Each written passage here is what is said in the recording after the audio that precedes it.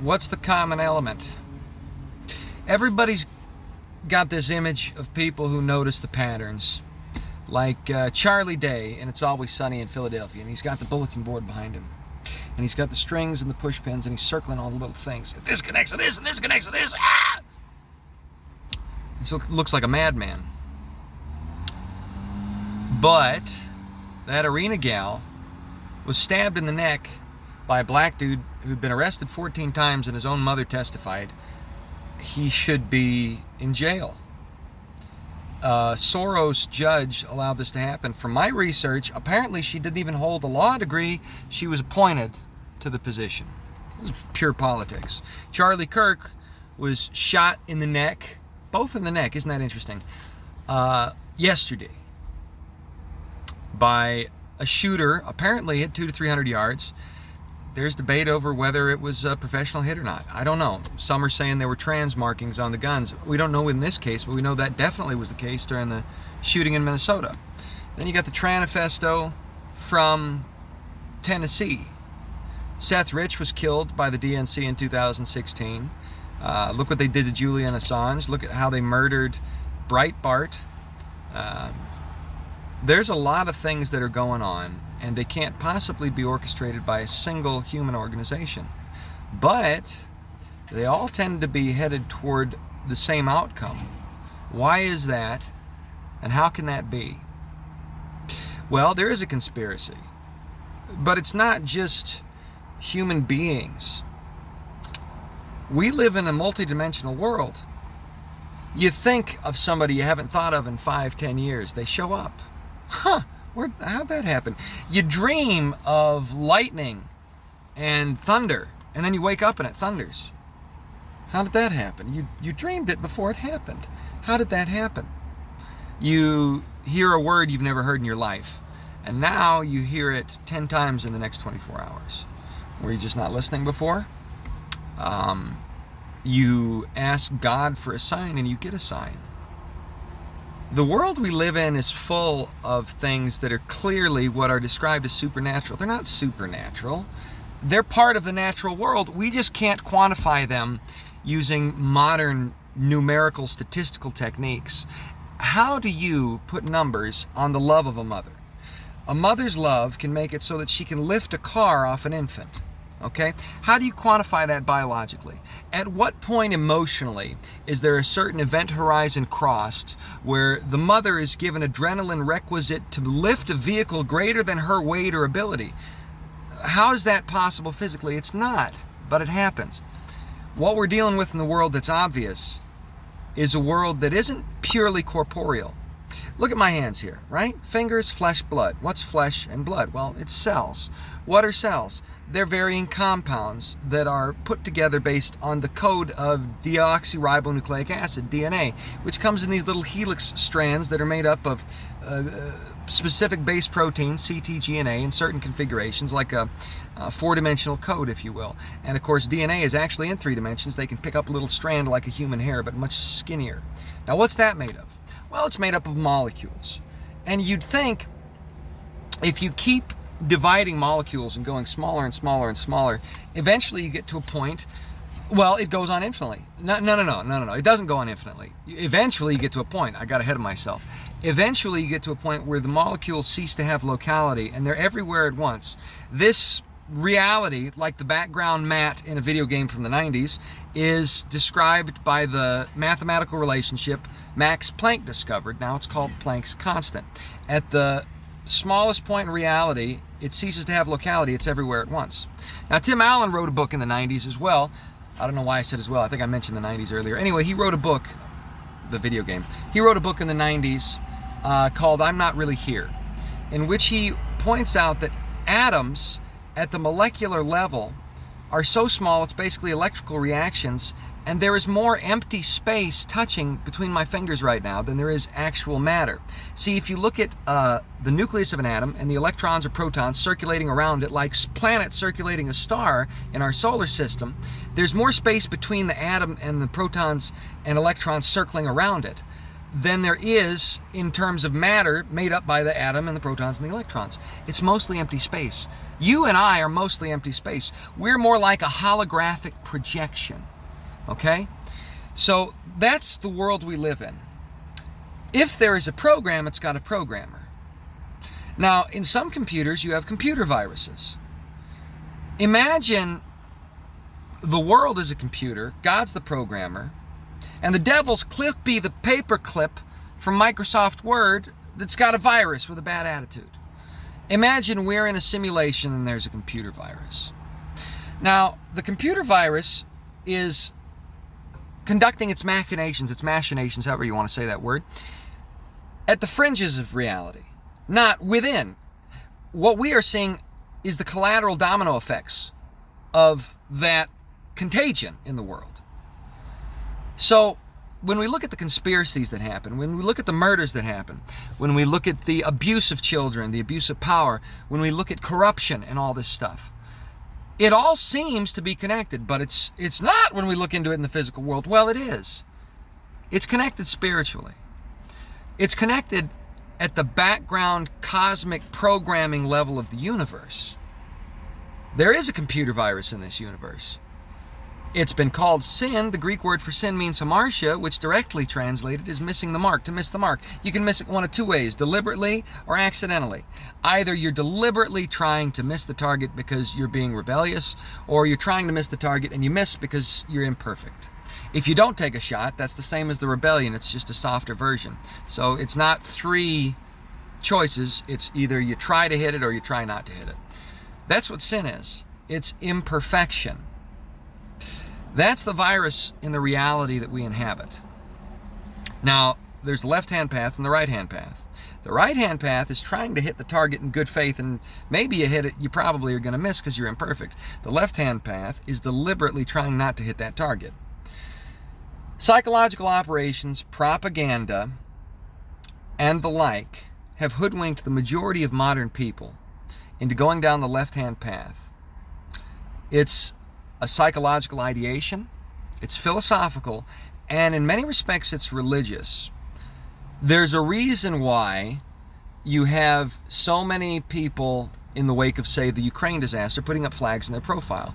That becomes a religious expression of the ideology with which they've aligned themselves, and provides the same sort of release spiritually, physically, that would happen when you, say, donate tithe or something like that at a church.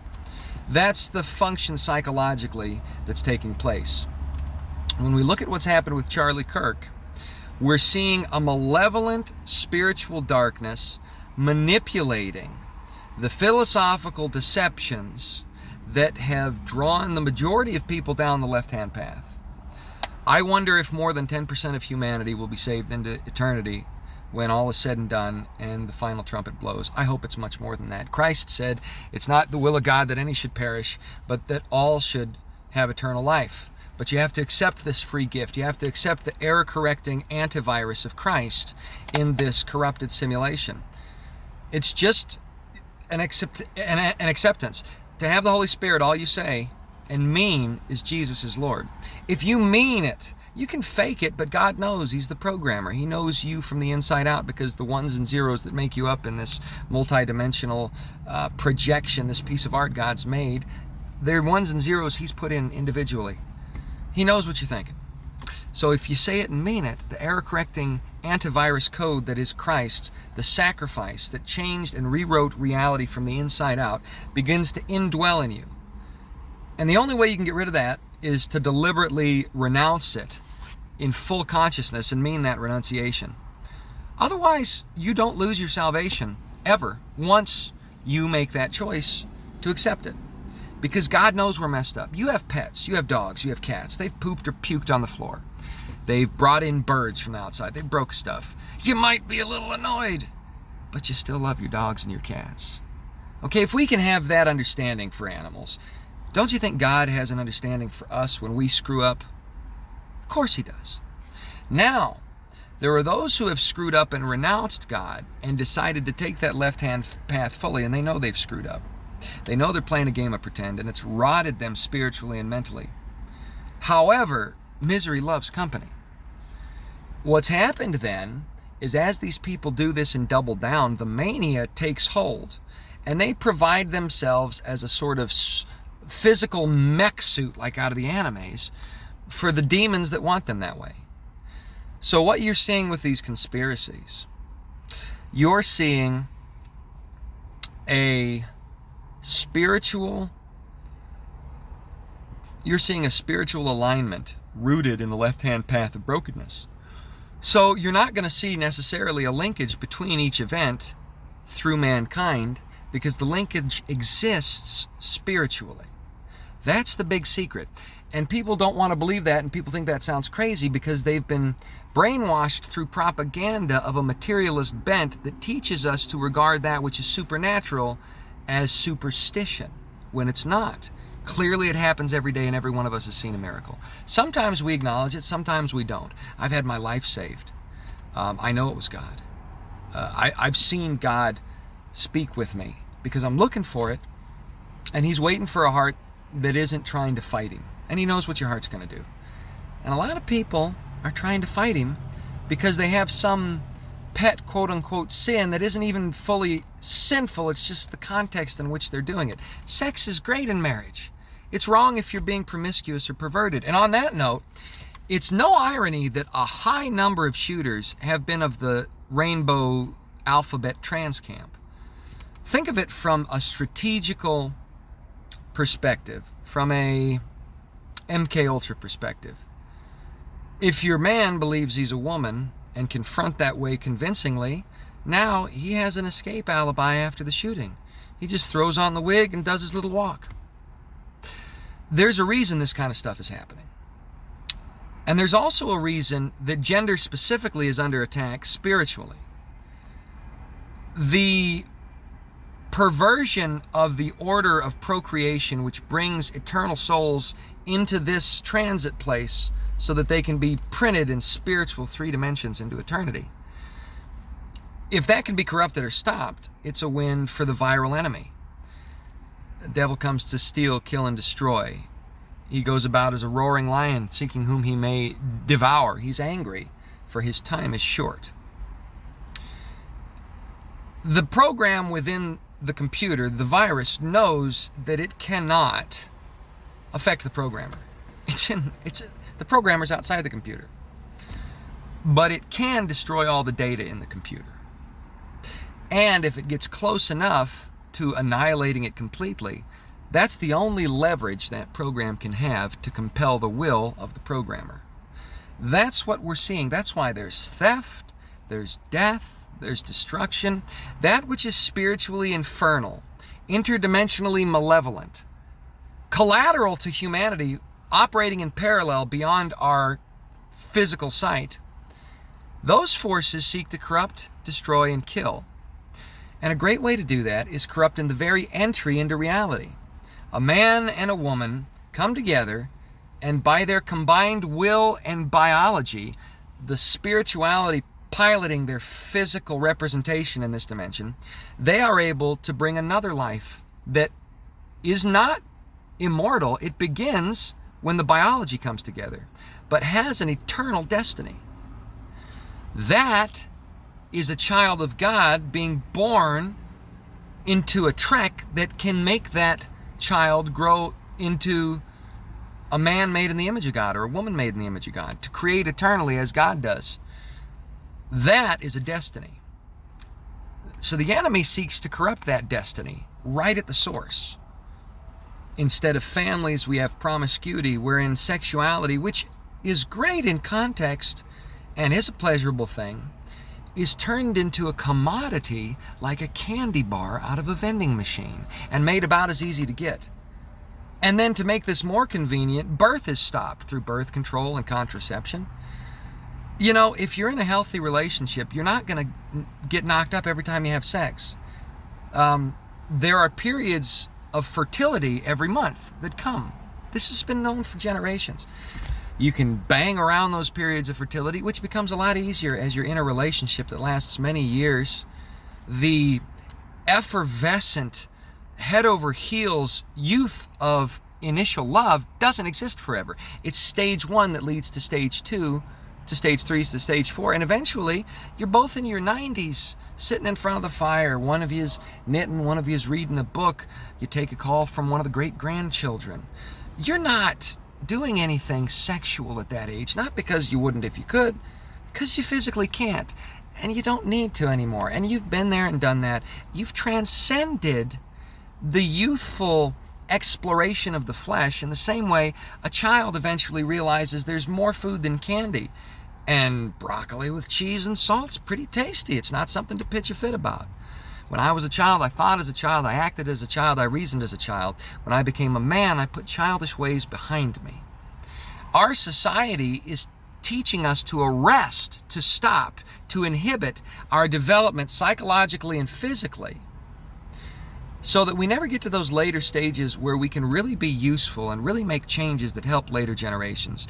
And instead, we're circling the toilet of our own sensual addiction until we die 20, 30 years early.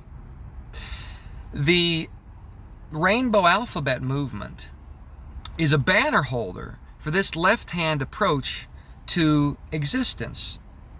And it holds as a precept the idea that we exist purposelessly for no reason, that we developed from a primordial soup that was zapped by energies which are not repeatable even scientifically today. It's another religion.